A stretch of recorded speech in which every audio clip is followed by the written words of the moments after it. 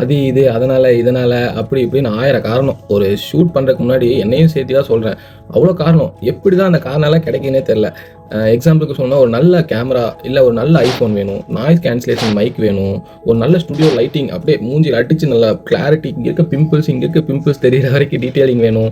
இந்த மாதிரி நிறையா சொல்கிறோம். அதை எடுத்து எடிட் பண்ணணும், கலர் கிரேட் பண்ணணும், அந்த வீடியோவை பயங்கரமாக கொண்டு வரதுக்காக ஒரு நல்ல லேப்டாப்பில் எடிட் பண்ணணும், ப்ரீமியர் ப்ரோவில் எடிட் பண்ணணும், டாவின்சி ரிசால்வில் எடிட் பண்ணணும். இந்த மாதிரி நிறையா சொல்லிக்கிட்டே உட்காந்துட்டே இருந்தேன் நானும். ஸோ ஸ்டார்ட் பண்ணிட்டேன். சாதாரண ஒரு சாம்சங் ஃபோனில் என்னோடய ப்ளூடூத்லேயே வந்து ரெக்கார்ட் பண்ணி அதை நாய்ஸ் கேன்சலேஷன் அப்ளிகேஷனில் போட்டு சின்னதாக கேப்கட்டில் போட்டு எடிட் பண்ணி போஸ்ட் பண்ணேன். ஸோ என்ன நான் இதுலேருந்து சொல்ல வரேன்னா, நமக்கு எஸ்கியூஸ் அப்படின்ற ஒரு தம்பி இருக்காங்களே, அந்த தம்பினாலேயே நம்ம வந்து வாழ்க்கையை அழிச்சிட்ருக்கோம். அந்த தம்பியை ஓரமாக தள்ளி விட்டுட்டு வாடா பார்த்துக்கலாம் அப்படின்னு ஸ்டார்ட் பண்ணிடுங்க. ஏன்னா டே பை டே நமக்கு டாஸ்க் இன்க்ரீஸ் ஆகிட்டே இருக்கும். ஃபார் எக்ஸாம்பிள் இன்றைக்கி நான் கண்டென்ட் க்ரியேட் பண்ணணுங்கிற ஒரு டாஸ்க்கை வச்சுருந்தேன். அதை நான் கம்ப்ளீட் பண்ணேன்னா வேற ஒரு டாஸ்க் ஆட் ஆகும். அந்த மாதிரி ஆல்ரெடி உங்களுக்கு நிறைய டாஸ்க் பெண்டிங்கில் இருக்குது. யோசிச்சு ஸ்டார்ட் பண்ண ஆரம்பிச்சிருங்க. அப்போ தான் எல்லா டாஸ்க்கையும் கம்ப்ளீட் பண்ண முடியும். பை.